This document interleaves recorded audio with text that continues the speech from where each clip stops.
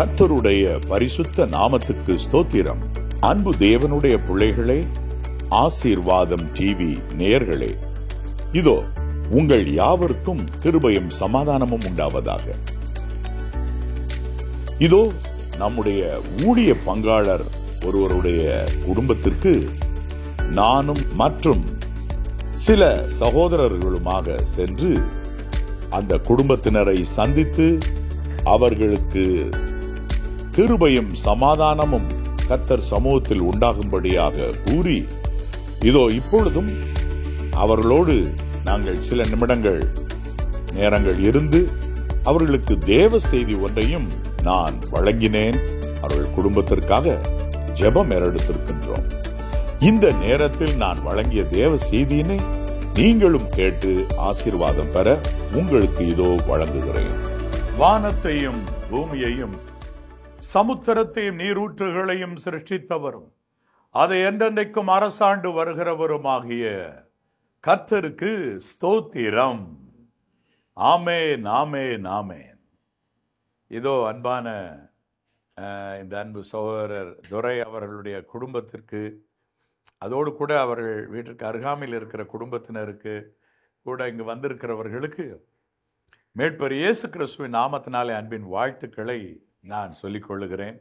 நீங்கள் வாழ்ந்து சுகித்திருப்பீர்களாக. உங்களுக்கு தேவையான நன்மைகளை ஆண்டவர் நிறைவாக அருளி செய்வாராக. ஒரு குறையில்லாமல் காத்து நடத்துவாராக. இந்த நாளிலே உங்களோடு கூட வந்து உங்களுடைய வீட்டிலே சில நிமிடங்கள் செலவு பண்ணவும், உங்களுடைய சுகநலன் விசாரிக்கவும் ஆண்டவர் கொடுத்த கிருபைக்காக நான் ஆண்டவரை ஸ்தோத்திரிக்கிறேன். அநேக ஊழிய பங்காளர்கள் இருக்கிறார்கள். அதில் குலுக்கி எடுக்கும்போது உங்களுக்கு என்று ஆண்டவர் நேரம் வைத்திருக்கிறார். அதிலே வந்திருக்கிறோம். அது எவ்வளோ ஒரு பெரிய சந்தோஷம். இதோ இந்த நாளில் சோஃபி கொஞ்சம் பிஸியாக சில ஒர்க்குகள் இருக்க வேண்டியதாயிற்றாகவே நீங்கள் போய் வாருங்கள் என்று அவள் சொன்னார். இதோ இந்த அன்பு குடும்பத்தினருக்கு ஆண்டவர் கிருபையாக 2 பிள்ளைகளை கொடுத்திருக்கிறார். குடும்பமாக இவர்கள் ஆண்டவரை சேவிக்கிறார்கள். எவ்வளோ ஒரு சந்தோஷமான ஒரு காரியம். உங்களுக்கு ஆண்டவருடைய சமூகத்திலே ஒரு வாக்கு தத்த வசனத்தை கொடுத்து உங்களுக்காக நான் ஜெபிக்க பிரயாசப்படுகிறேன். உபாகமம் 28:11-12. உபாகமம் 28:11. உனக்கு கொடுப்பேன் என்று கர்த்தர் உன் பிதாக்களுக்கு ஆணையிட்ட தேசத்தில் உன் பிதாக்களுக்கு ஆணையிட்ட தேசத்தில் கர்த்தர் உன் கர்ப்பத்தின் கனியிலும் உன் மிருக ஜீவன்களின் பலனிலும் உன் நிலத்தின் கனியிலும் உனக்கு பரிபூரண நன்மை உண்டாக கட்டளையிடுவார். என் அன்பு தேவனுடைய பிள்ளைகளே, ஆண்டவருடைய வார்த்தை என்ன சொல்லுகிறது? இந்த உபாகமம் 28 முதல் 2 வசனம் படித்து பார்த்தீங்கன்னா, அவருடைய கற்பனைகளின்படியேயும் கட்டளைகளின்படியேயும் நடந்தால் என்ன செய்வேன் என்று ஆண்டவர் வாக்கு பண்ணுகிறார் என்றால், முதலாவது உனக்கு கொடுப்பேன் கர்த்தர் உனக்கு உன் பிதாக்களுக்கு ஆணையிட்ட தேசத்தில் உனக்கு கர்ப்பத்தின் கனியிலும் மிருக ஜீவன்களின் பலனிலும் நிலத்தின் கனியிலும் உனக்கு பரிபூரண நன்மை உண்டாக கட்டளையிடுவார். முதல்ல கர்த்தர் கொடுப்பேன் என்று இஸ்ரேல் தேசத்தாருக்கு ஒரு தேசத்தை ஆணையிட்டு கொடுத்திருந்தார். எப்பயுமே ஒரு காரியத்தை புரிஞ்சுக்கிடணும். ஆண்டவர்கிட்ட வாக்கு கேட்டணும், வாக்கை பெற்றுக்கொள்ளணும். அப்புறம் நம்ம பாட்டுக்கு போயிட்டே இருக்கலாம், நிம்மதியாக நம்ம ஓட்டத்தில் ஓடலாம், கவலைப்பட வேண்டாம். அந்த வாக்கு எப்படி ஆனாலும், உலகம் எப்படி சுத்தினாலும் கரெக்டாக வந்து நிற்கும், நிறைவேறும். அதற்கு காரணம் என்னன்னா, கர்த்தர் வானத்தையும் பூமியையும் சமுத்திரத்தையும் நீரூற்றுகளையும் உண்டாக்கினவர். அவர் என்றைக்கும் உண்மையை காக்கிறவர். அதனால உண்மை தவறாது, பிசகாது. கண்டிப்பா வாக்கு கொடுத்துட்டாருன்னா நிறைவேறணும். ஆணையிடுவதே எந்த பிரச்சனைக்கும் ஒரு முடிவு. அப்போ ஆணையிட சொல்லணும், ஆண்டவர் தேவனே எனக்கு நல்ல ஒரு வீடு வாசல் தருவேன்னு வாக்கு கொடுவோம். இங்கே இவங்க வீட்டுக்கு வந்த உடனே நான் கேட்டேன், உங்களுடைய ஜெப விண்ணப்பம் என்ன? அவங்க சொன்னாங்க, நாங்கள் வாடகை வீட்டில் இருக்கிறோம், எங்களுக்கென்று சொந்தமாக ஒரு வீடு வேண்டும். அது எங்களுக்கு இதயத்தின் விருப்பம். அப்போ கர்த்தர்ட்ட இன்றைக்கு நம்ம கேட்க போகிறோம், ஆண்டவரே ஒரு ஆணையிட்டு கொடுங்க, எழுதி கொடுங்க. வேதம் சொல்லுகிறது, தாவீதுக்கு தம்முடைய கையினால கர்த்தர் எழுதி கொடுத்த அந்த அருமையான ஒரு திட்டத்தின்படி சாலமோன் ஆலயத்தை கட்டிட்டார். அப்போ இன்னைக்கு உம்முடைய கையினாலே வரைந்து எனக்கு எழுதி தாரும், ஒரு வாக்கு தாரும், அது எனக்கு தேவை. அப்போ ஆண்டவர் கண்டிப்பாக தருவார், உங்களுக்கு ஆணையிட்டு தருவார். இன்னைக்கு உங்க பெற்றுக்கொள்ள போறீங்க. சரியா? உங்களுக்கு என் கையில் ஆணையிட்டு கொடுத்துருக்கிறாரா? ஆமாம். சங்கீதம் 68 6ஆம் வசனம் என்ன சொல்லுகிறது? சங்கீதம் 68:6. தேவன் தனிமையானவர்களுக்கு வீடு வாசல் ஏற்படுத்தி, தேவன் தனிமையானவர்களுக்கு வீடு வாசல் ஏற்படுத்தி கட்டுண்டவர்களை விடுதலையாக்குகிறார். கட்டுண்டவர்களை விடுதலையாக்குகிறார். அப்ப நீங்க ஒரு காரியத்தை புரிஞ்சுக்கிடுங்க, தனிமையா இருக்கிற ஒவ்வொருத்தருக்கும், வீடு வாசல் இல்லாம அலைஞ்சிக்கிட்டு இருக்கிற உங்களுக்கும் என்ன செஞ்சிருவாரா? வீடு வாசல் ஏற்படுத்துற. உங்களுக்கு வீட்டை கட்டியிருக்கார். நல்ல மனைவி, 2 பிள்ளைங்க, அருமையா பள்ளிக்கூடத்தில் 10ஆம் வகுப்புல முதல் மாணவியாக மூத்த பிள்ளை வந்த, என்னம்மா உன் பேர் என்ன? ஜாய். இப்போ 11th ஃபர்ஸ்ட் மார்க்காமே. Very nice, very good. உட்காருமா, உட்காரு. அப்போ அதுபோல் நல்ல மார்க்குகளை எடுத்து பாருங்க, உங்களுக்கு நல்ல பிள்ளைகள், 2 பிள்ளைகளுமே கர்த்தருக்கு பயந்து நடக்கிறவங்கன்னு அவங்க தகப்ப நீங்கள் வந்தோடனே சொன்னீங்க இல்லையா? அப்போ வீடு, இப்போ உங்களுக்கு இது ஒரு இது இருந்தாலும் வாசல், வீடு வாசல்னா தங்கியிருக்க ஒரு இடம். அதை கர்த்தர் என்ன சொல்கிறார், என்ன எழுதியிருக்கு பாருங்க, அங்கே வீடு வாசல் ஏற்படுத்தி கட்டுண்டவர்களை விடுதலையாக்குகிறார். இது அவர் செஞ்சுக்கிட்டு இருக்கிற ஒரு வேலைன்ற, நான் உங்களுக்கு செய்து கொண்டிருக்கிற ஒரு வேலை அப்படின்னு சொன்னால், உங்களுக்கு ஒரு நல்ல நிலத்தை கர்த்தர் தேடிக்கிட்டு இருக்காரு. கர்த்தர் தனிமையானுக்கு வீடு வாசல் ஏற்படுத்தி கட்டுண்டை விடுதலையாக்குகிறார். அப்போ உங்களை ஏற்படுத்தி கொண்டு இருக்கிறார், விடுதலை ஆக்குகிறார்னு ப்ரெசன்ட் டென்ஸில் எழுதியிருக்கு. அப்படின்னா உங்களுக்கு ஒரு நல்ல லேண்டை பார்த்துக்கிட்டு இருக்கிறாரு.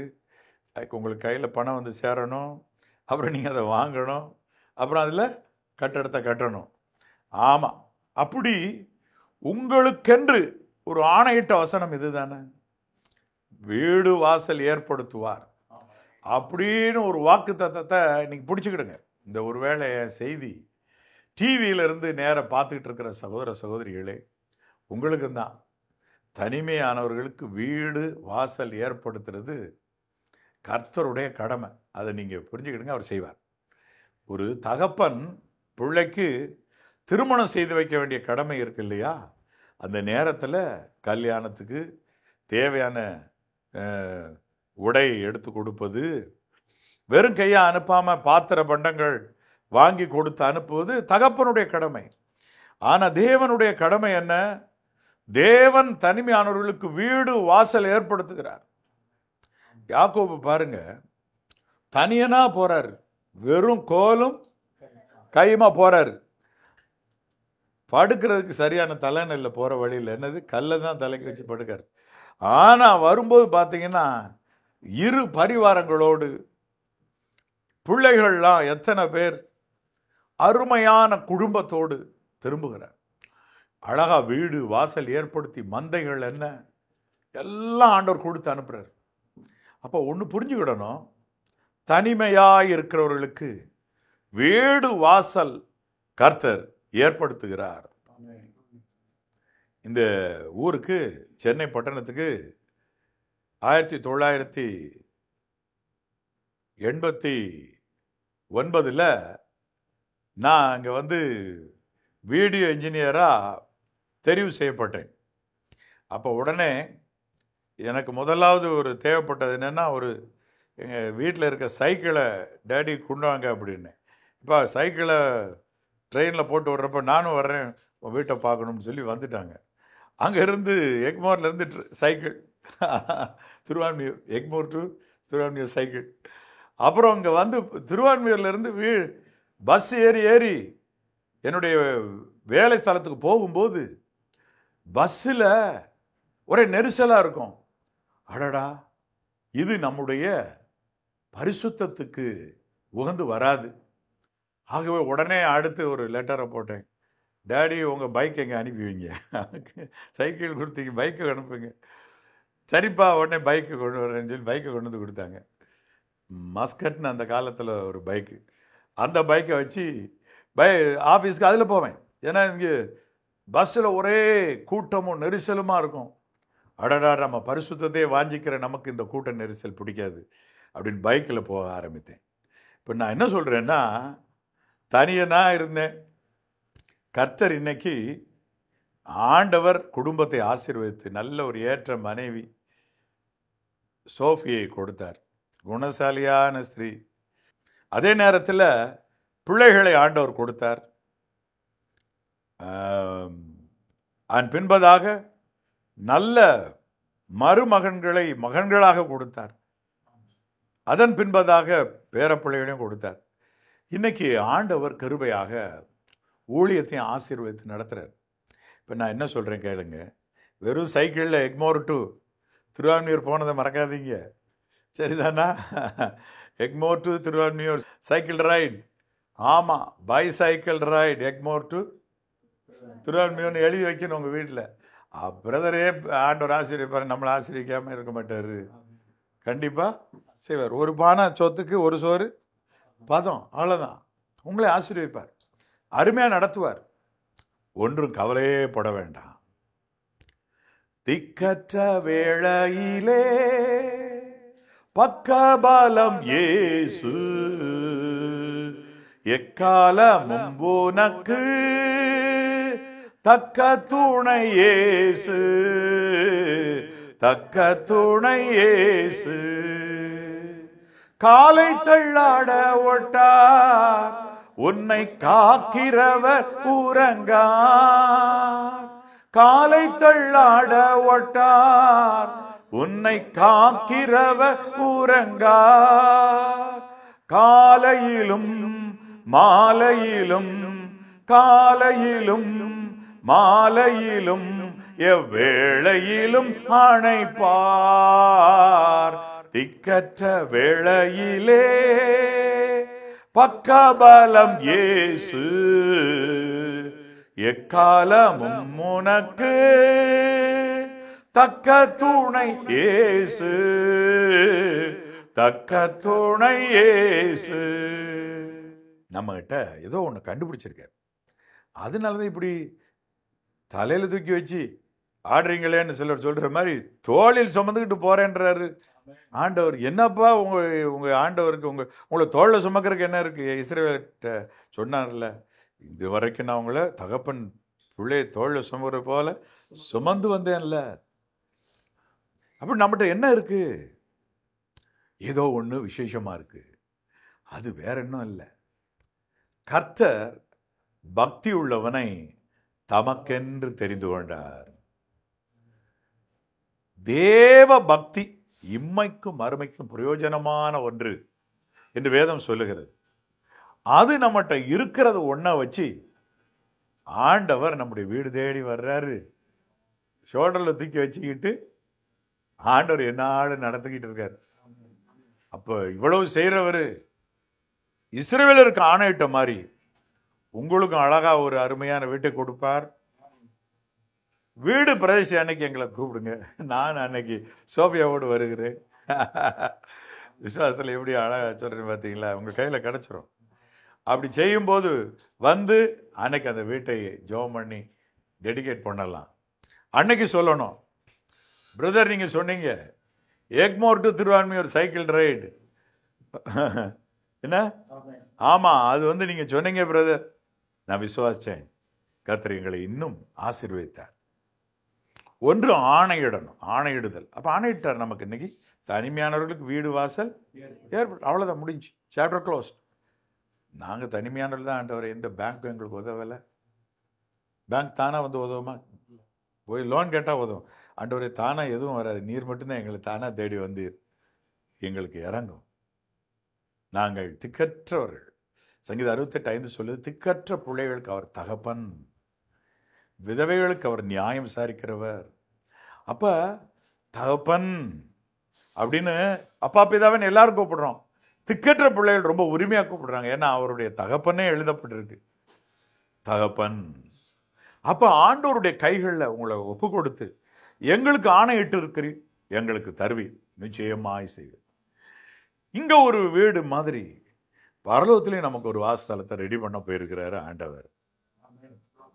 என் பிதாவின் வீட்டில் அநேக வாசஸ்தலங்கள் உண்டு, அதில் ஒன்றை உங்களுக்கு ஆயத்தம் பண்ண போகிறேன். முன்னே போகிறார். நமக்குரிய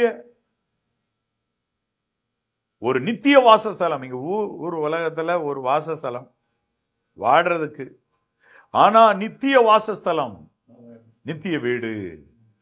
இங்க வீடு, அடுத்து நமக்கு பரலோகத்துல நித்திய வீடு. அப்ப அந்த நித்திய வீடு ஒன்றை ஆண்டவர் ஆயத்தம் பண்ணிட்டு இருக்கிறார்.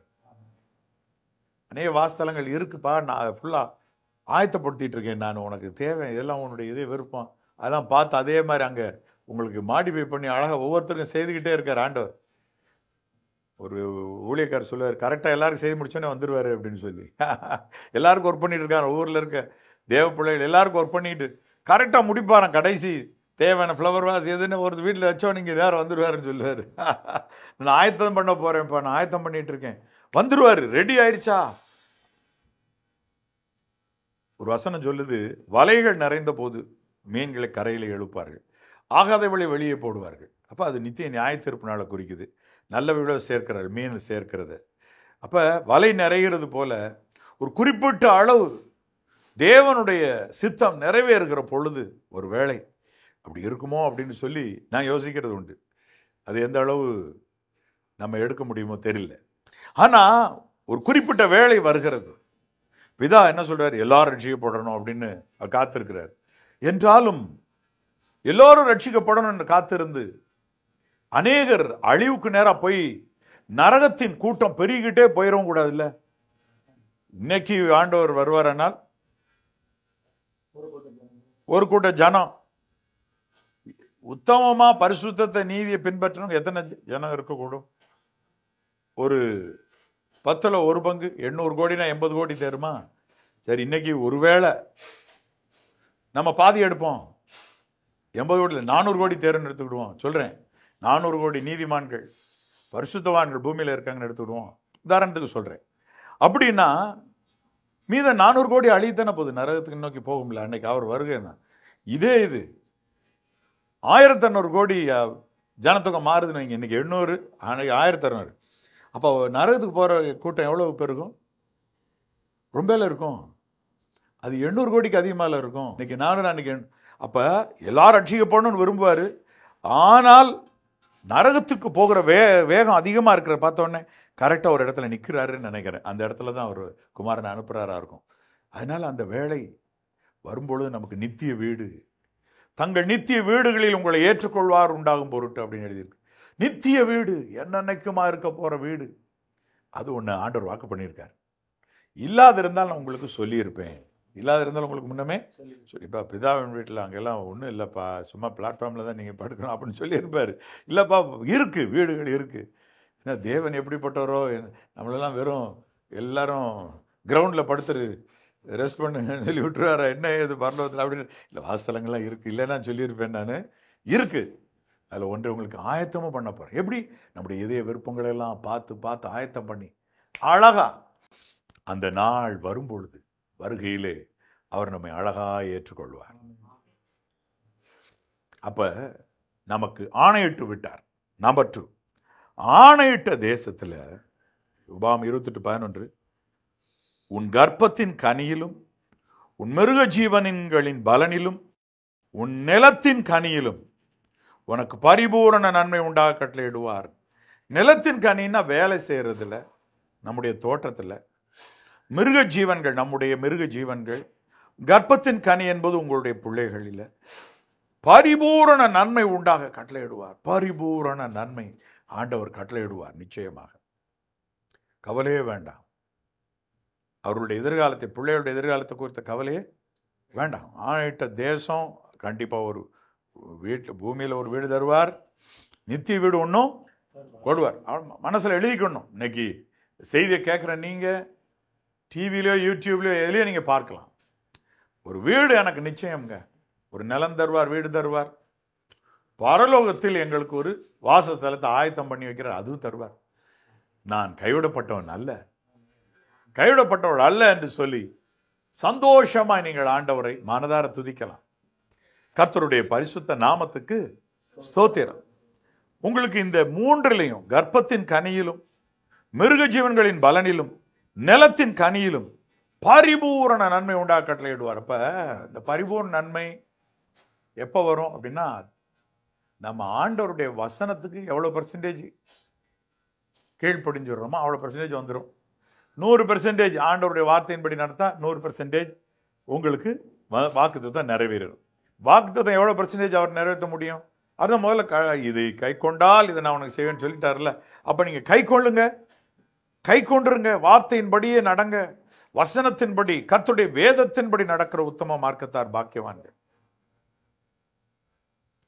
நீங்கள் வளரும்படி புதிதாய் பிறந்த குழந்தைகளைப் போல களங்கமில்லாத ஞானப்பாலாகிய திருவசனத்தின் மேல் வாஞ்சியாயிருங்கள்னு வேதத்தை தான் படிக்க சொல்லுது. இந்த வேதம் குறித்து வேதவசனம் சொல்லுகிறது. உங்களை தேறினவர்களா நிறுத்தும் சொல்லி நம்ம அழகாய் புதிய ஏற்பாட்டிலும் படிக்கிறோம். ஆகவே ஒன்றை நம்ம புரிஞ்சு விடணும். எவ்வளவு பெர்சன்டேஜ் நம்ம ஆண்டவருக்கு பயந்து நடக்கிறோமோ, அவருடைய வசனத்தின்படி நடக்கிறோமோ, அவ்வளவு பெர்சன்டேஜ் இந்த வாக்குத்தத்தம் நிறைவேறணும். கவலை இல்லாமல் போயிட்டு இருக்கலாம். நீங்க ரொம்ப ஜெபம் பண்ணிட்டே இருக்க தேவையில்லை.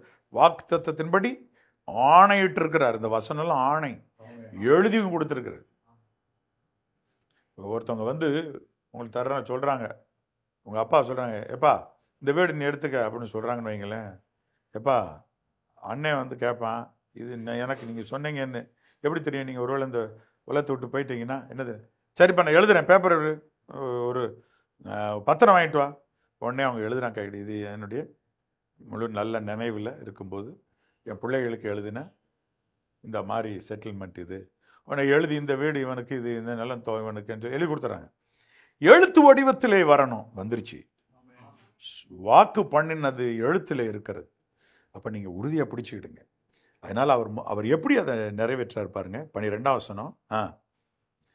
ஏற்ற காலத்தில் உன் தேசத்திலே மழை பெய்யவும், நீ கையிட்டு செய்யும் வேலைகளை எல்லாம் ஆசீர்வதிக்கவும் கர்த்தர் உனக்கு தமது நல்ல பொக்கிஷ சாலையாகிய வானத்தை திறப்பார். இப்ப வேதவசனம் என்ன சொல்லுது? ஏற்ற காலத்தில் மழை பெய்ய ஆண்டவர் உனக்கு வானத்தை திறப்பார். சிலருடைய வீட்டுல ஒரே ஆசீர்வாதம் பொழிச்சா என்ன சொல்லுவாங்க? எப்ப அவன் காட்டுல மழை. ஆண்டவர் சொல்றாரு, உன் காட்டுல மழை, உன் தேசத்துல ஏற்ற காலத்துல மழை பெய்யும்பா. உன் காட்டுல மழை தான். எப்ப வசனத்தின்படி நடந்துட்டா மழை பெய்யும். நீ கையிட்டு செய்யும் வேலையெல்லாம் ஆசீர்வதிக்கிறதுக்கு கர்த்தர் உனக்கு தமது நல்ல பொக்கிஷ சாலைய வானத்தை திறப்பார். அவர் கர்த்தர் நீ கையிட்டு செய்கிற வேலையெல்லாம் ஆசீர்வதிக்கிற கையை நீட்டுவார், கையை திறப்பான்னு போடாம அவர் கை திறக்கிறதுக்கு முன்னாடி இன்னொன்னு திறக்கிறார். தம்முடைய பொக்கிஷ சாலையை திறந்து அதுலேருந்து எடுத்து கொடுக்கிறார். அதான் கரை நீட்டி ஆசீர்வதிக்கிறது. அப்ப பொக்கிஷ சாலைகள் கர்த்தரிடத்துல இருக்கிறது. அந்த பொக்கிஷ சாலையில் இருந்து எடுத்து கொடுக்கறனால அடுத்து நீ வேதவசனம் சொல்லு, நீ அநேகம் ஜாதிகளுக்கு கடன் கொடுப்பாய், நீயோ கடன் வாங்காது இருப்பாய். அவ்வளவுதான். அப்ப என் அன்பு தேவனுடைய பிள்ளைகளே, இந்த நாள்ல உங்களுடைய இருதயமும் இந்த டிவி மூலமாக பார்க்கிற தேவ பிள்ளைகள், உங்களுடைய இருதயமும் கலங்காது இருக்கட்டும். உங்க காட்டுல மழை பெய்யும். நீங்க ஆண்டவருடைய வசனத்தின்படி நடப்பீர்களானால், ஆண்டவருடைய வார்த்தையின்படியே உங்களுடைய வாழ்க்கையை அமைத்துக் கொள்வீர்களானால், உங்க காட்டுல மழை பெய்யும்படி, உங்க வீட்டுல மழை ஆசீர்வாதமான மழை பெய்ய வானத்தை திறப்பார். இன்னொன்று, பொக்கிஷ சாலையை திறந்து உங்களை ஆசீர்வதிப்பார். சாதாரணமான ஆசீர்வாதம் அல்ல, பொக்கிஷ சாலையை திறந்து ஆசீர்வாதம். ஒரு குறிப்பிட்ட ஊரில் கண் தெரியாத ஒரு பாட்டி, அவர்கள் நல்லா தீர்க்கதரிசனம்லாம் அழகாக சொல்லுவாங்க எல்லாருக்கும். அவங்களுடைய மகன் எங்களுக்கு ஊழிய பயிற்சி எல்லாம் நடத்துகிறதுக்கு அந்த ஊரில் உறுதுணையாக இருந்ததுனால ரொம்பவுமே அந்த குடும்பத்தினர் எங்களுக்கு, அந்த பாட்டியோட குடும்பம் ரொம்பவுமா அன்பு ஐக்கியமாக இருப்பாங்க. எங்கள் ஊழியம்னா அவங்களுக்கு ரொம்ப கொள்ளை புரியும். நம்முடைய ஊழியம் அவர்களுக்கு வசனத்தை போதிக்கிற ஊழியன்றனால அவங்களுக்கு ரொம்ப பிடிக்கும். அவங்க வீட்டுக்கு போனோன்னா அவங்க வீட்டில் ஒரு மூலையில் உட்காந்துருப்பாங்க, கண் தெரியாதவங்க. வரும்போதே இவங்க சொல்லுவாங்க, இது மாதிரி பிரதர் ஆலன் பால் வந்திருக்காரு, அவங்க ஒய்ஃபு வந்திருக்கிறாங்க. அப்படியா, வாங்கம்மா, வாங்க பிள்ளை, வாங்க வாங்க வாங்க பிள்ளை, வாங்க வாங்கன்னு சொல்லி உட்கார வச்சுக்கிடுவாங்க. உட்கார வச்சுட்டு அவங்க வயது ரொம்ப கூடினவங்க, வயதில் முதிர்ந்தவங்க. இப்போ அவங்க இல்லை, அவங்க மரித்து பல ஆண்டுகள் ஆகிவிட்டது. வயதில் மூத்தவங்க. எங்கள் கைகளை இறுக பிடிச்சிடுவாங்க, என் கையும் சோஃபிக்கையும் இறுக பிடிச்சிடுவாங்க. அவங்களுக்கு கண்கள் தெரியாது, ஆனால் நம்முடைய கையை பிடித்து கொண்டு, அப்பா ஏசப்பாவுக்கு ஸ்தோத்திரம் ஸ்தோத்திரம், பிள்ளை நல்லா ஊழியத்தை செய்யணும், ஏசப்பாவுக்கு ஸ்தோத்திரம் அப்படின்னு சொல்லுவாங்க. எல்லாம் ஜோம் பண்ணிட்டு வெறுமனே ஒரு நேரம் அனுப்ப மாட்டாங்க. அவங்ககிட்ட ஜோமன் வரவங்க கொடுக்குற காணிக்கையிலிருந்து ஒரு பகுதியை எடுத்து வச்சிருப்பாங்க. அதை எடுத்து ஒரு கவருக்குள்ளே போட்டு கையில் திணிச்சு, ஊழியத்தை நீ நல்லா செய்யணும்ப்பா, நில்லு உனக்கு மட்டும் இல்லை ஆசீர்வாதம் அப்படின்னு சொல்லி ஒரு கை நிறையா சாக்லேட் அள்ளி கையில் கொடுப்பாங்க. பிள்ளைகளுக்கு கொடுக்கணும், பிள்ளைய சாப்பிடணும் கண்டிப்பாக, சரியா? இது பிள்ளைகளுக்கும் கொடுத்து அனுப்புகிறேன், அவங்க வாய் இதை ருசிக்கணும், சரியா அப்படின்னு சொல்லி கொடுத்து அனுப்புவாங்க. கர்த்தர் தம்முடைய வானத்தை திறந்து ஆசீர்வதிக்கிறார். ஆசீர்வதிக்கிற போது வானத்தை திறந்து ஆசீர்வதித்து, என்ன உனக்கு வேணும், பிள்ளைகளுக்கும் சரி உனக்கு என்ன ஆசீர்வாதம் தேவை, அதை நான் செய்யவே செய்வேன் என்று அழகாக ஆண்டவர் உங்களை ஆசீர்வதித்து, இந்த நிகழ்ச்சி பார்த்து கொண்டிருக்கிற உங்களை ஆண்டவர் அநேக ஜாதிகள் கடன் கொடுக்க வைப்பார். இனிமேல் கடன் வாங்காது இருக்க செய்வார். நீயோ கடன் வாங்கவில்லைன்னு போடல, வாங்காது இருப்பாய் இனிமேல் அப்படின்னு அர்த்தம். அப்படின்னு நீங்கள் எடுத்துக்கிடுங்க. இதுவரை கடன் வாங்கினவங்க, இதுவரை கடனே வாங்காதவங்க, கடன் வாங்காது இருப்பா இனி, நீயோ கடன் வாங்காது இருப்பான்ற வாக்குத்தத்தம் இதுவரையில் நிறைவேறிச்சு, இனியும் நிறைவேறும் என்பதை எடுத்துக்கிடுங்க. இனிமேல் கடன் வாங்காதீங்க. கடன் வாங்குற சூழ்நிலையை பல்ல கடிச்சு தாண்டுங்க. கர்த்தருடைய நாமத்தினால தாண்டுங்க. ஆண்டவர் சமூகத்தில் நல்ல ஹார்ட் ஒர்க் பண்ணுங்க, திட்டமிடுங்க, சிக்கனத்தை கை கொள்ளுங்க. அழகா உங்களுடைய வீட்டை ஆண்டவர் ஒரு நேரம் உயர்த்தி, ரொம்ப சிக்கனமாக ஓடி வந்த நீங்கள் தாராளமாக செலவு பண்ணத்தக்கதா நன்மைகளையும் கொடுத்து, அந்த நன்மையுடைய உச்சக்கட்டம் தான் அநேகம் ஜாதிகளுக்கு கடன் கொடுப்பது. அந்த வார்த்தை நிறைவேறும். இது ஆண்டவர் வாக்குரைத்தார் என்ற மட்டும் இல்லை, எழுதி கொடுத்து விட்டார். அப்ப நீங்க அநேக ஜாதிகளுக்கு கடன் கொடுப்பீங்க, அநேகருக்கு கடன் கொடுப்பீங்க. இன்றைக்கு ஆண்டவருடைய கைகள் உங்களை ஒப்பு கொடுங்க.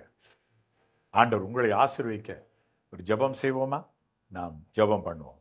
என் அன்புள்ள பரிசுத்த பரலோக பிதாவே, மீட்பர் இயேசு கிறிஸ்துவின் நாமத்தினாலே உம்மை நோக்கி பார்த்து, இந்த அன்பான குடும்பத்தினருக்காக உம்மை நோக்கி ஜெபிக்கிறேன் ஐயா.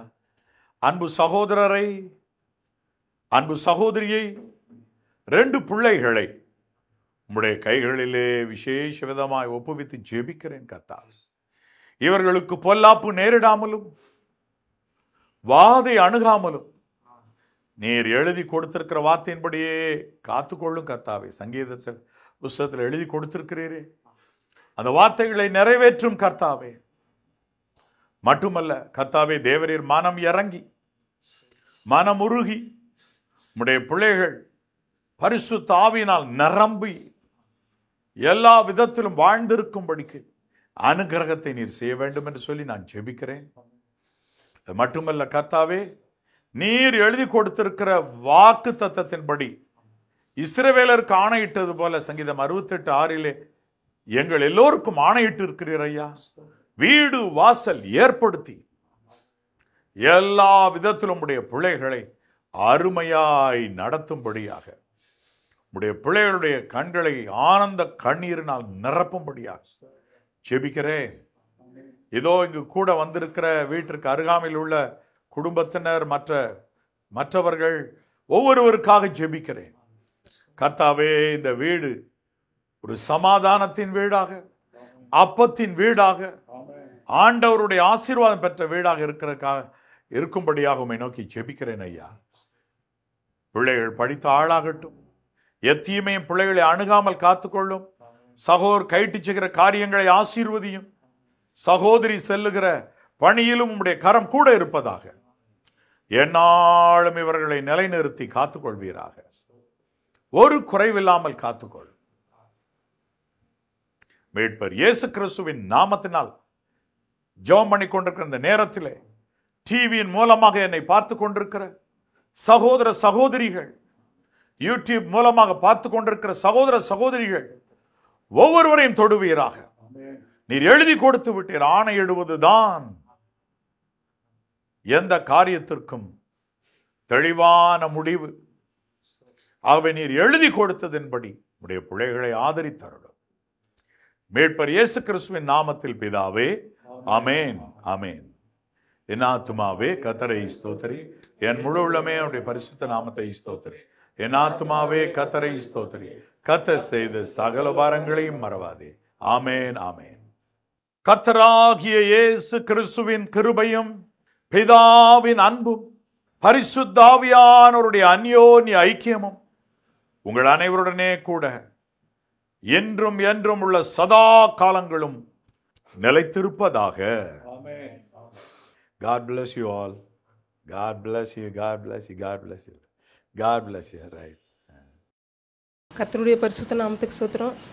2008 திருமணம் ஆச்சு. எனக்கு குழந்தை இல்லாமல் 3 வருஷம் கஷ்டப்பட்டு இருந்தேன். ஆசீர்வாதம் பிளெஸிங் டிவி வந்து நான் தெரியாமல், வீட்டுக்கு தெரியாமல் பார்த்துக்கொண்டு இருந்தேன்.